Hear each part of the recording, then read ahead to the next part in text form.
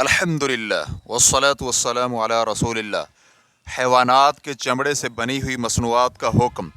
سوال کیا گیا ہے چمڑا کے استعمال میں کیا اصول ہے؟ چمڑا چاہے اس جانور کا ہو جس کا گوشت کھایا جاتا ہے یا کسی اور جانور کا، چاہے ذبح کیا گیا ہو یا ذبح نہ کیا گیا ہو۔ الجواب بعون اللہ سبحانہ و تعالی۔ وہ جانور جو ذبح کرنے سے حلال ہو جاتے ہیں ان کا چمڑا پاک اور طاہر ہے، کیونکہ وہ ذبح کرنے سے پاک ہو گئے ہیں۔ مثلا اونٹ، گائے، بکری، ہرن، خرگوش وغیرہ کا چمڑا، چاہے اس چمڑے کو دباغت دی گئی ہو یا نہ دی گئی ہو۔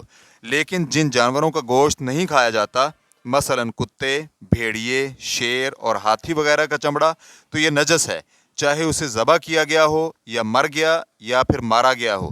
اس لیے کہ اگر اسے ذبح بھی کر لیا جائے تو یہ نہ تو حلال ہوتا ہے اور نہ ہی پاک، بلکہ یہ نجس ہی رہے گا، چاہے اسے دباغت دی گئی ہو یا پھر دباغت نہ دی گئی ہو۔ راجح قول یہی ہے، کیونکہ راجح قول یہ ہے کہ اگر ذبح کرنے سے جانور حلال نہ ہوتا ہو تو چمڑے کی نجاست دباغت دینے سے پاک نہیں ہوتی۔ اور ذبح کیے جانے والے مرے ہوئے جانور کا چمڑا، یعنی اگر وہ جانور اپنی موت خود ہی مر جائے اور ذبح نہ کیا گیا ہو تو اس کا چمڑا دباغت دینے سے پاک ہو جاتا ہے، لیکن دباغت دینے سے قبل نجس ہے۔ چنانچہ چمڑے کی 3 اقسام ہوئی۔ پہلی قسم طاہر اور پاک، چاہے اسے دباغت دی جائے یا نہ دی جائے، یہ ان جانوروں کا چمڑا ہے جو ذبح کیے گئے ہوں اور جن کا گوشت کھایا جاتا ہے۔ دوسری قسم ایسے چمڑے جو نہ تو دباغت سے پہلے پاک ہوتے ہیں اور نہ ہی دباغت کے بعد، بلکہ یہ نجس ہیں۔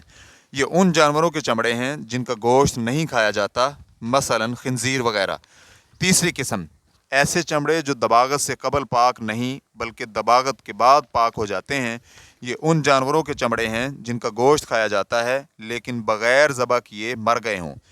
ریفرنس کے لیے دیکھیے لقاء الباب المفتوح لابن عثیمین رحمہ اللہ، جلد نمبر 39، صفحہ نمبر 52۔ واللہ تعالی اعلم۔ اسلام QA ریکارڈنگز، مؤسسۃ الشیخ محمد صالح المنجد، المملکۃ العربیۃ السعودیہ، فتویٰ نمبر 1695۔